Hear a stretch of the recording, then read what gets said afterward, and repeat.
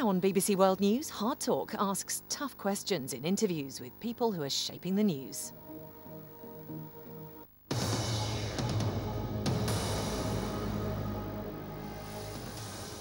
Welcome to Hard Talk. I'm Stephen Sackur. Armenia is a small state with outsized strategic significance in a Caucasus region beset with tension and hostility.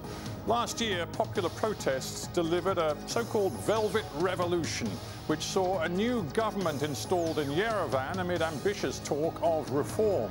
My guest is the foreign minister in that government, Zohrab Mnatsakanyan. Is Armenia looking east or west for political and economic inspiration?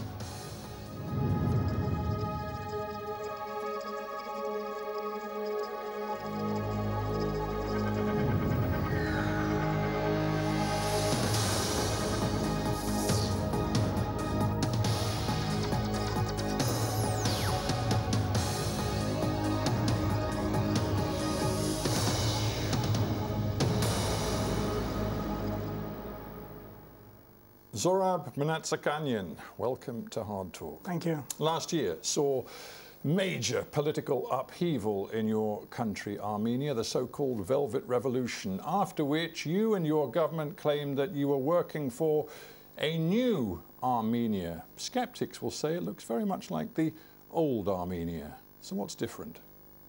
Why would they say that? Because, Armenia, for example, you were an official for many, many years under previous regimes. You're a man of great governmental experience. You're not a new broom at all. I made a choice of my own. I made a choice to move from diplomatic career to politics. That's the major change. I took up the responsibility to share with the government in which I am. And this is a major change. The government has received a huge mandate from the people, from the public, as a result of the revolution. We have reacted, the government has reacted to those popular demands and received a strong mandate to deliver the change, and we have demonstrated the very strong power of political will, in which with political will you can deliver very quickly results which were stemming from the popular demand, and those concerned corruption, those concerned fair, equal opportunities for all in social and economic life. Those concern the fair elections, and the biggest challenge we have today is the judicial reform. Those are the various issues. It's only just a short list of the various other issues that the government has been addressing. And you claim that work is being done very quickly, but we had your Justice Minister just the other day, Mr. Badassian, announcing that the new agency to discover and investigate corruption crimes, the so-called Anti-Corruption Committee, won't be operational till 2021. Absolutely. You know, we're in 2019. That's why I was talking about the power of political will. We absolutely understand that with political will you can deliver results, but that is not sufficient. You have to institutionally consolidate the system which can react to those phenomena. Does it take 2 years to set up a committee? No.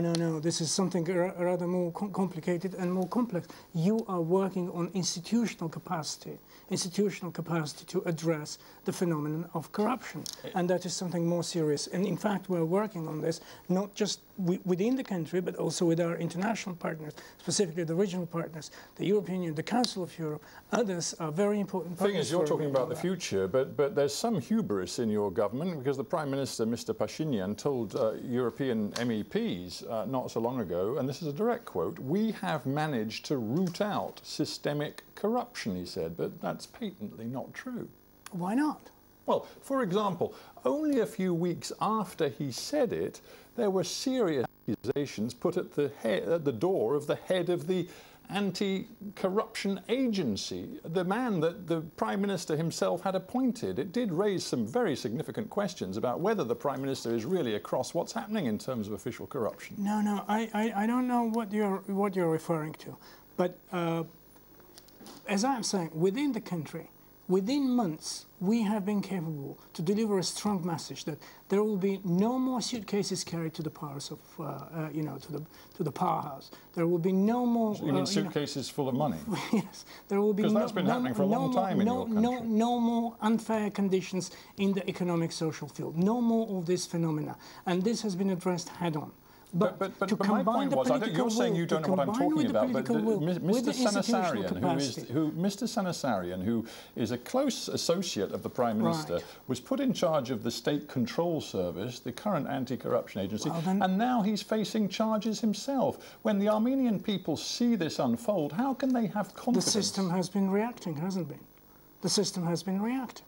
But my point is that the Prime Minister assured Europe that he'd rooted out systemic corruption before the latest round of allegations. The Prime Minister, let's not make it sort of, simplistic.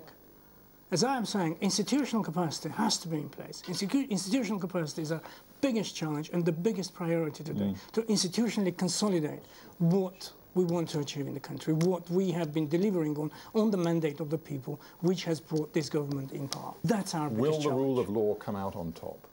This is what we are absolutely aiming at. This is our mandate. There is no other priority for the government but exactly to deliver on those specific priorities: rule of law, independence, impartiality of the judiciary, creating a condition within which we can achieve that necessary level of reasonable trust in the judiciary. And you say that is a huge priority. You say it's about institution building. You say it will take some time. I understand that. Anybody would understand that. Yeah. In the meantime, we look at other signals to suggest there's real change as a result of the Velvet Revolution. One arena in which we must look for change is the state of the stalemated conflict between your country and neighbouring Azerbaijan over the disputed territory of Nagorno-Karabakh. I've seen no evidence that your government has brought new ideas, new imagination to this conflict. Thank you. Look, when we achieved our, objectives domestically with the revolution, there was a question about what are our foreign policy priorities. Our foreign policy priorities have been quite constant. This is about sustaining the national security architecture within Armenia. Nagorno-Karabakh is a huge security challenge to Armenia, to our people. For us, this is a question, first of all, a question of security of our compatriots, security of the human, of 150,000 compatriots. And we have engaged, our government has engaged without hesitation immediately in the process.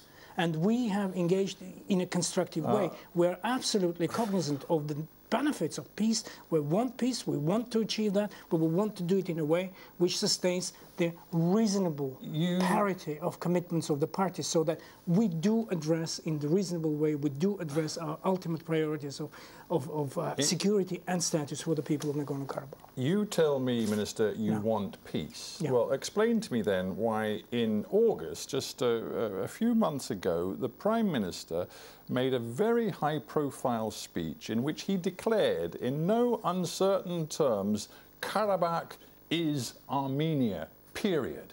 Right. And he wants peace?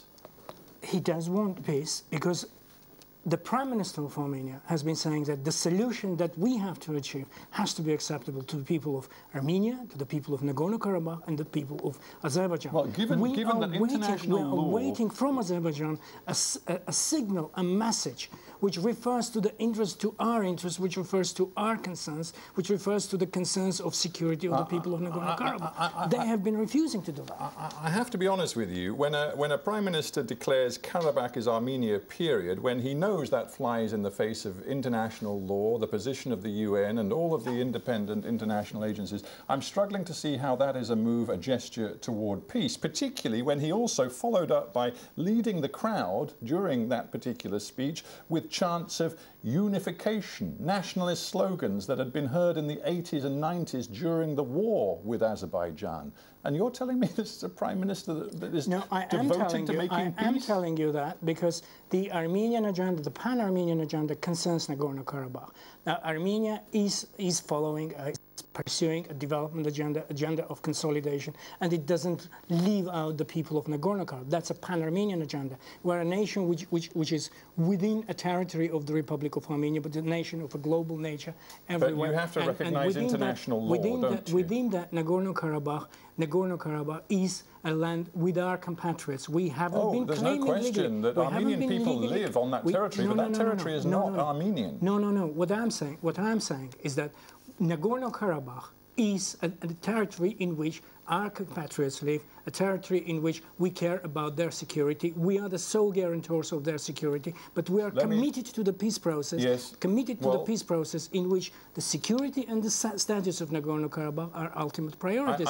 And we are committed to the peace process. We haven't been, detracting from the peace process in any way. Your closest military allies, hang on, Minister, let me just ask a question. Your closest military allies in many ways are the Russians. They have military base on your territory. You've worked with them for a long time. Sergey Lavrov, the Russian foreign minister, after this rather extraordinary statement by your prime minister just a couple of months ago, said the sides are making statements, serious ones. Statements are heard that Karabakh is Armenia. He said it's the same as if the PM, the Prime Minister of Albania, said from Tirana that Kosovo is Albania. So even the Russians are now saying that your position is unacceptable. Now, I have to repeat again, the Prime Minister of Armenia has been consistently insisting that we need a message of compromise from Azerbaijan. But yours wasn't a message of compromise. Hang on, we haven't been hearing.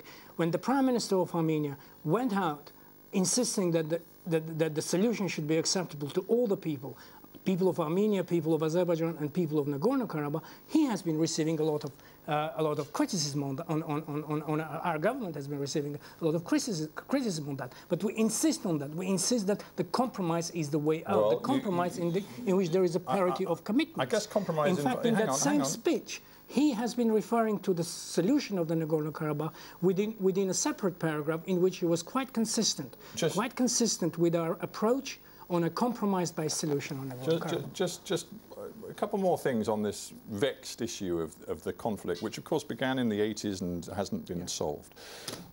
It seems to me it needs imagination to get out of the stalemate.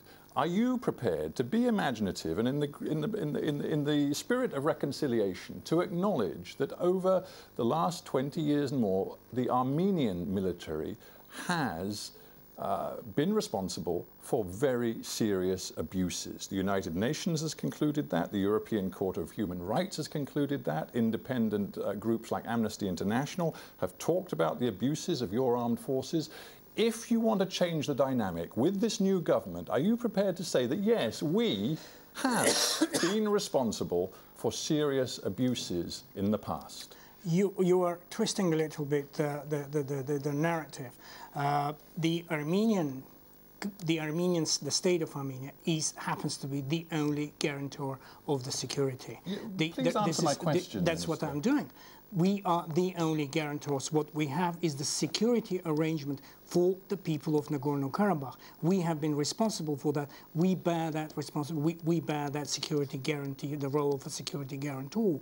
And we have been engaged in the negotiations in a way that we work out the parameters in which you're not answering my question. I'll try one more time. The Human Rights Watch report into the conflict, a big report, 1995, it said Armenian forces, with the support of the Republic of Armenia, were responsible for the majority of abuses during that period of war. And as recently as 2017, the European Court of Human Rights delivered 12 judgments concerning Armenia. 11 found the country in violation of the European Convention of Human Rights. So all I'm asking is whether you're prepared to say in the past mistakes were made, abuses happened, and that you, as well as Azerbaijan, need to express regret for that and try to seek a solution.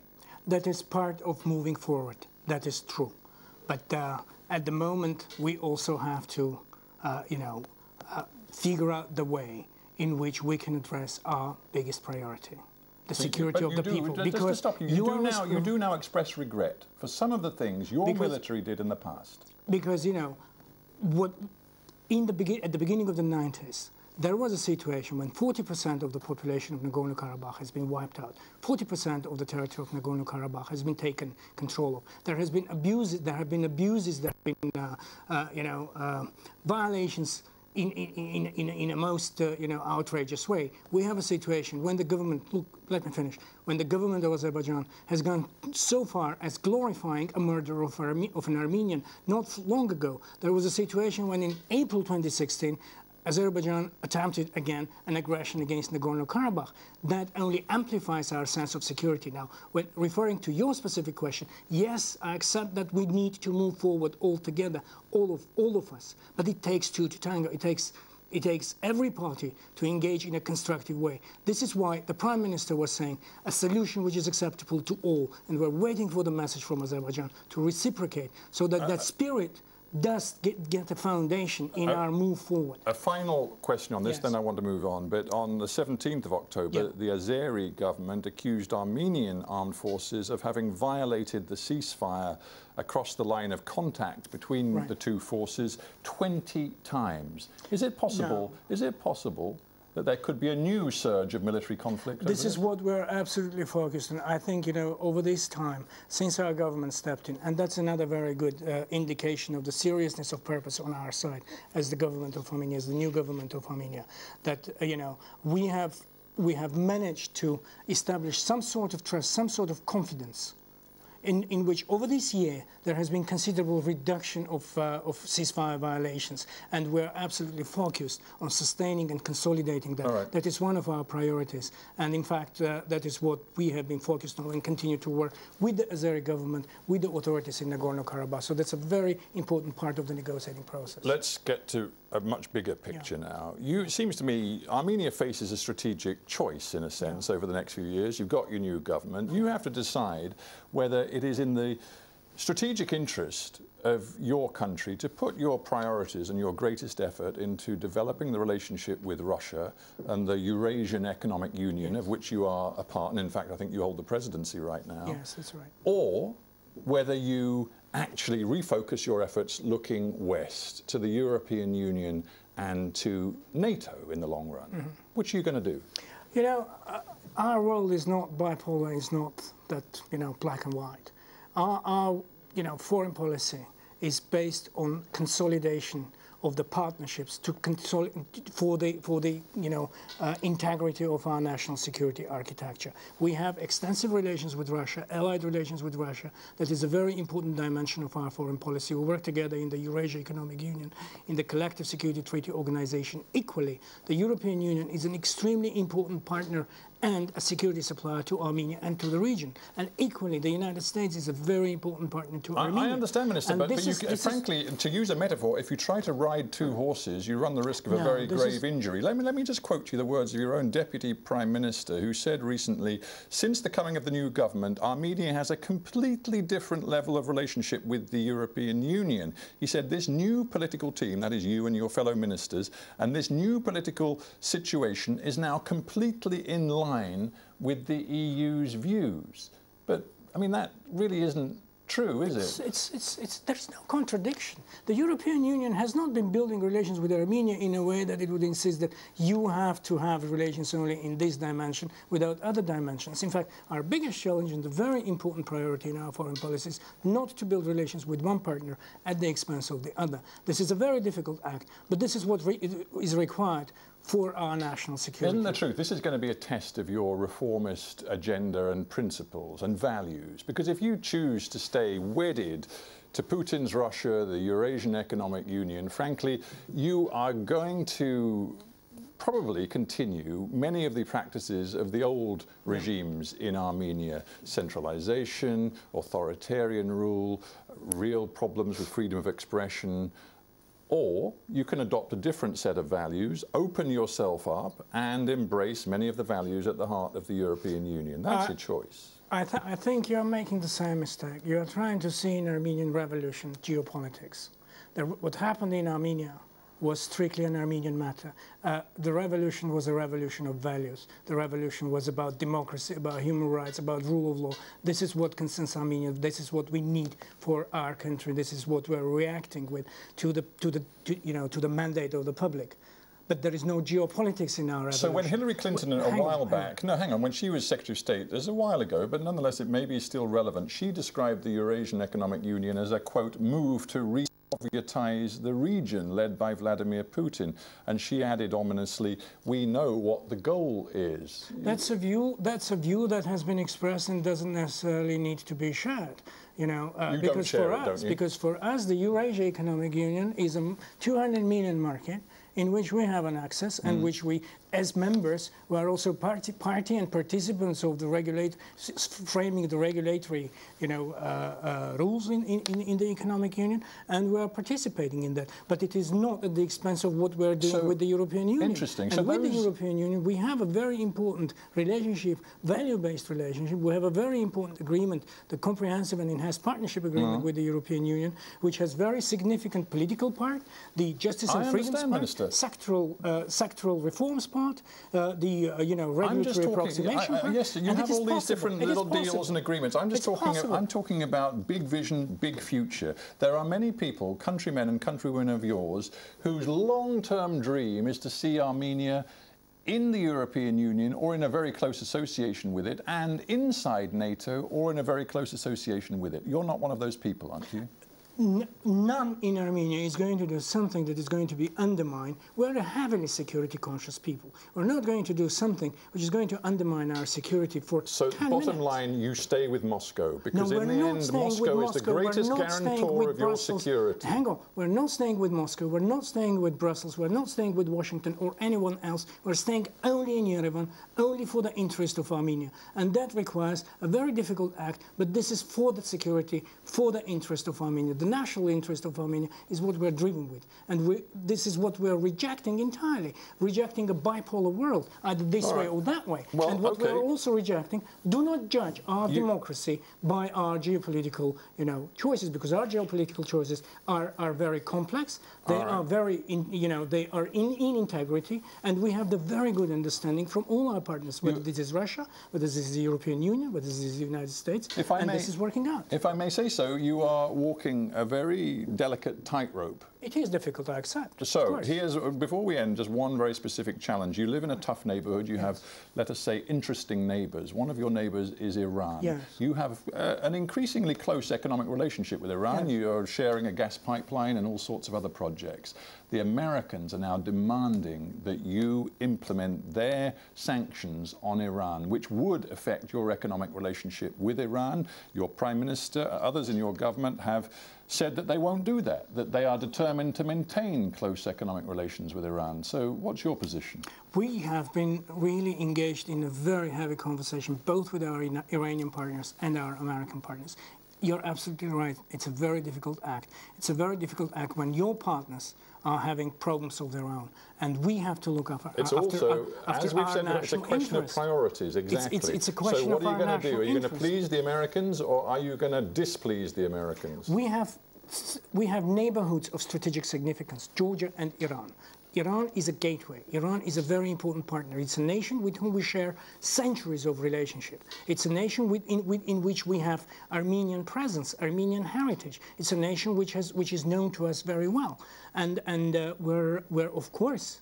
We're faithful to this relationship. Faithful. So your message to Donald Trump, as it was to John Bolton when he visited last year, is forget about it. At the same time, we have been very open with our Iranian partners, figuring out what is possible, what is not, because we also care about our relations with the United States, and we're very sensitive about what's coming out from Washington. And the dialogue with Mr. Bolton, with the dialogue with the administration in the State Department has been exactly about how we combine our interest with what is happening in our region. And that has been possible. It's a very difficult act, but this is what we are required to do. To finish the metaphor, the problem with tightropes is that you do yourself a great deal of damage if you fall off. You might fall off. Well, if we stretch ourselves by way of going one way or another, opening up for a major security, vulnerability by way of making one choice or another, you are not guaranteeing that if we do declare, tell me, if we do declare that we are going one way, is it going to work out within like immediately, or we are going to be in the queue for 10 years, 15 years? We cannot afford security vacuum for 10 or 15 minutes, let alone 10 or 15 years. And we have to end there, but Foreign Minister Mnatsakanyan, I thank you very much for being on Hard Talk. Thank you very much.